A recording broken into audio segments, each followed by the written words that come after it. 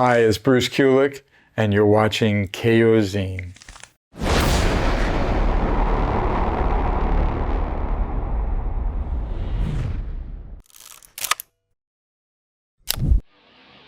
Animalize.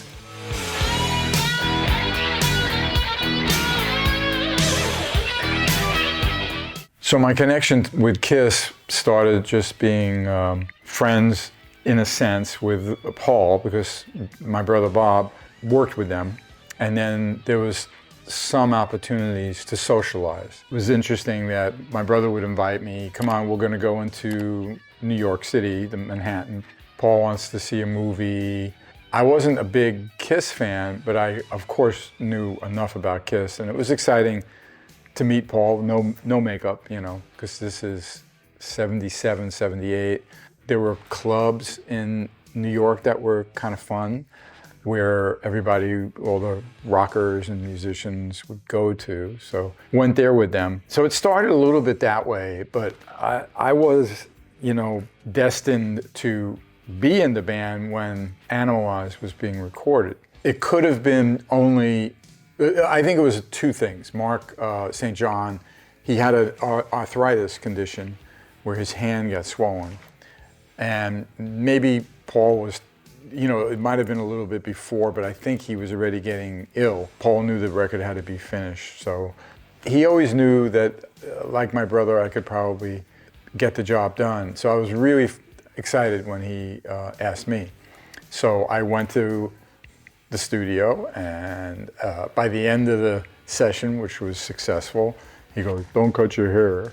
And I didn't know why he said that. I think he knew that Mark may not get well. Then I got the call to join them to go to Europe. There was no promise of being in the band. It was just to fill in for Mark. And then, of course, it turned into 12 years, which is amazing. I think they didn't know that Mark wasn't the right guy. I would be the right guy. But that experience and that opportunity worked out really good. Asylum. I thought I won the lottery when I was temporary member, so now I'm a full-time member. And obviously, starting an actual record from the ground up, meaning songwriting and recording, not coming in as the ghost guitar player, was obviously very exciting. I love that they used Electric Lady, the studio where Hendrix built, of course, and that was exciting. I had some other experience there with Michael Bolton, actually, but it was a real thrill to be there with Kiss. And I remember we did a lot of press. But working with Gene and Paul, I only toured with them, so I didn't know the studio experience. But I fit in because I knew to do the best I could. I was very happy that I was able to contribute some songs, and that was very exciting. And then to just be a part of the whole process, from having Paul, you know, show me Tears Are Falling. What do you think of this? And I'm like, oh, I love it. You know, to then recording it and then contributing, you know, a really good guitar solo to it that I'm proud of to this day. It was very, very cool. And then, of course, my face is on the cover of the record, so it felt great. Crazy Nights.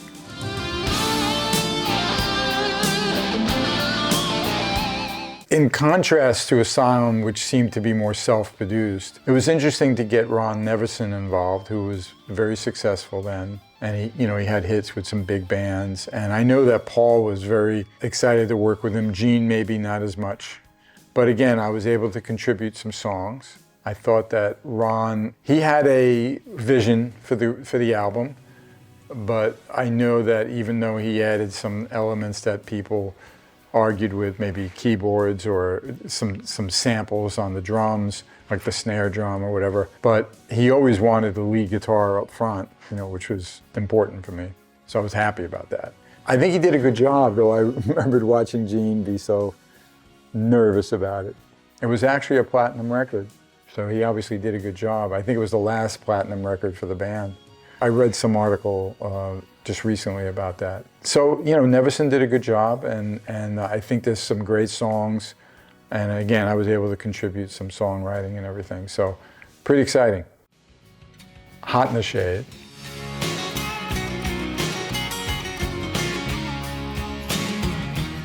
I think we wanted to approach that one a little more back to basic rock and roll, and then we started looking a little more natural, a little tougher.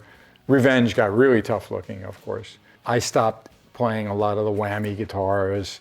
You know, there wasn't so much of the Floyd Rose, and I did a little bit on some things, but not really. There was a lot of songs. It was like, I think 15 songs on Hot in the Shade. Of course, Hide Your Heart was a great hit, and I liked my guitar work in that. And then obviously Forever the Ballad was really important. And that was with my previous connection to Michael Bolton. And then Michael, of course, worked pretty successfully with Paul. They didn't stay friends from it, but they wrote a great song together. You know, depending on who you talk to, I guess. That song and then me having that featured acoustic guitar solo was really nice. And I'm so happy I could still play it. I've seen many people share it. Here's the solo, you know. Some of them don't get it right, but it's still, you know, flattering for me.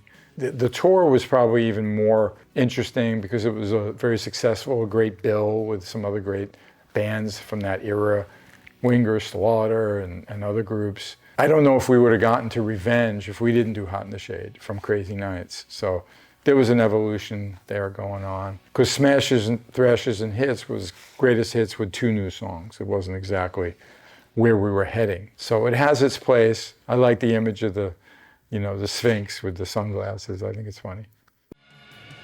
Revenge.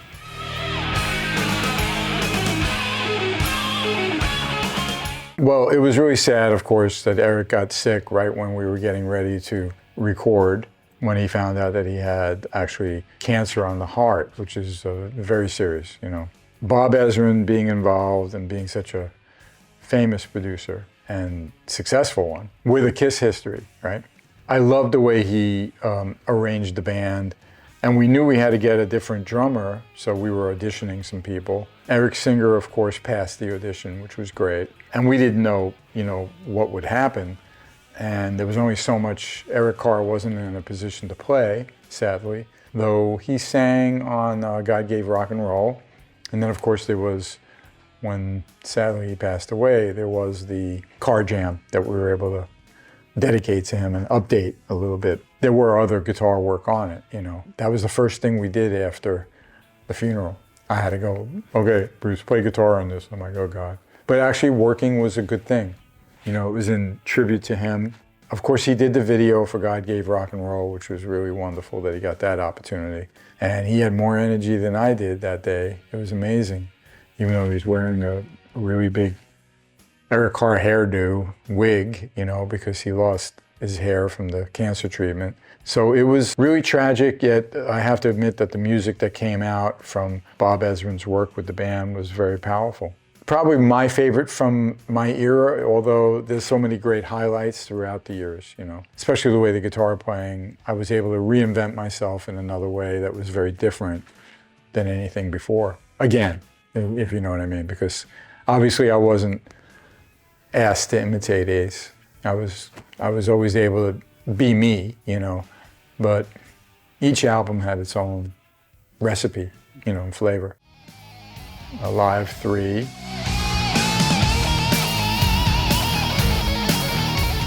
Besides Eric Singer, I mean, it's not fair to compare the drummers. They're both excellent, okay? But Eric Singer and myself, and then the material from Revenge, and then how we revisited anything older, I think was like turbocharged is what I would call it. Alive 3 represented, I think, that tour very well, even though the popularity was going down and music was changing with Nirvana and Seattle bands, so we couldn't do as well business-wise, but musically I think we were very, very strong. We were able to capture that. I can promise that there's way less overdubs on Alive 3 than the other 2 albums, okay? Even though I wasn't there, but I have a feeling there was less.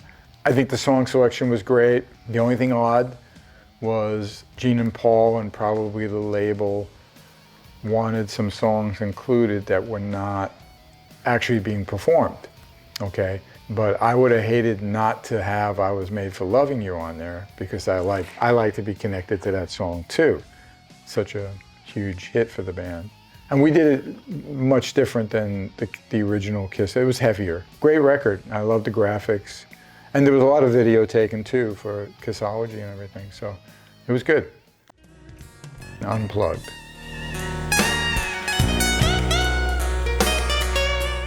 Kiss Unplugged came from us doing Kiss conventions, where even though we had rehearsed certain songs to perform, fans would call out songs too, and all of a sudden we're just fooling around with something.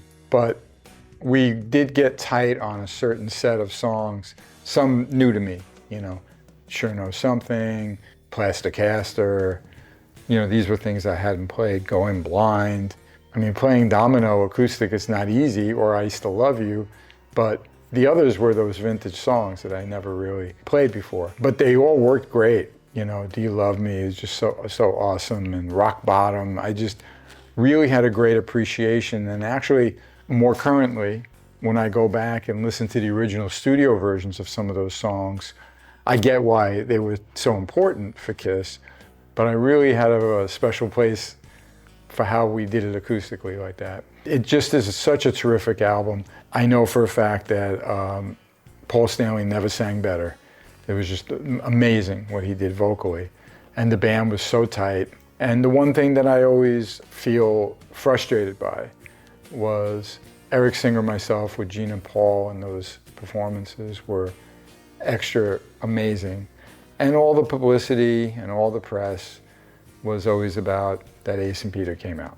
They're like 20% of the album, and I get the hype of it, but it's not in relation to the musicianship or the songs or how many things we did that were just untouchable. So everything that was done with the six of us, or those four, was a way to set that up. You know, okay, so we'll do 2,000 Man with Ace, which is really cool, and Beth with Peter, and then we'll play together. But the truth is, the body of the concert that Eric and I did with them, I just think is amazing. And the fans know, but I know if you ever look at any of the publicity or the press, all it wants to talk about is the reunion, you know. And that was my last big live gig with them. It's kind of sad, of course. Carnival of Souls.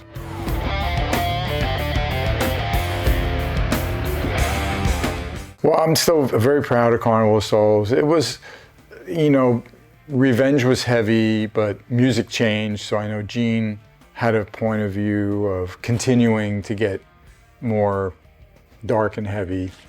Paul was a little uncomfortable with it, but I also know that they were getting those reunion tour offers. But we did start the album before things got serious about that. So they continued, and we did a record. Ironically, at some point, once they knew they were doing the reunion tour, that's when they finally told Eric and I, you know, that they're going to do that. And of course, the record couldn't be released. I thought maybe it would never come out, you know, but eventually, because the record company paid a lot of money for it, it's going to come out. The other choice isn't very pretty, right? Because they own it, they paid for it. So I was glad it came out, even though the final sessions and they couldn't really promote it. They did some radio for it in America, actually. I remember them asking me and Eric to help. Eric wasn't interested. I didn't care. I'd talk about it because I had 9 co-writes. I was excited about that. And Jungle was a radio hit, which I co-wrote with Paul and this other guy that worked with them.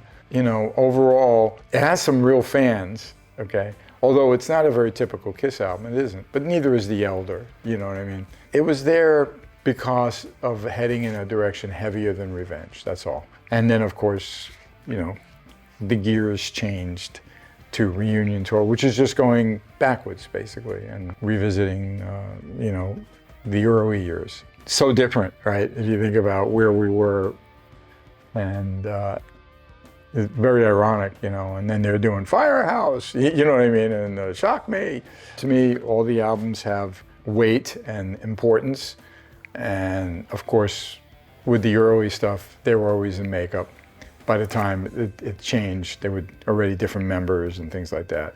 Carnival of Souls has an interesting place in the history, that's all. And I'm happy we got it out. Psycho Circus. I was very flattered, of course, when I started to do some demos with Paul at that songwriter's home, this guy, Kurt Cuomo, who worked with me for Union as well. So I would either play bass. I didn't get to work on a song with Paul till a little later, because I did co-write Dreaming with Paul, but it was flattering, because I knew it wasn't like I was fired. You know, they went off to do the original 4. So it felt good, and it was ironic that I could so naturally perform for them, and the producer liked me. I didn't play any guitars, but there is some guitar from within, from a demo that I did with Gene that they used. I played bass on quite a few of the songs, some of the Paul songs. And then I had the co-write with Dreaming, which was nice. So I was excited to be there. I mean, they paid me well, and even rented some gear I had because they were looking for certain things. And I never saw Ace or Peter, of course. You know, it was just Gene and Paul. So it was an interesting time. You know, I was obviously flattered that I could help. You know, it wasn't the magical record anyway, but it's another gold record for me to have on the wall, you know.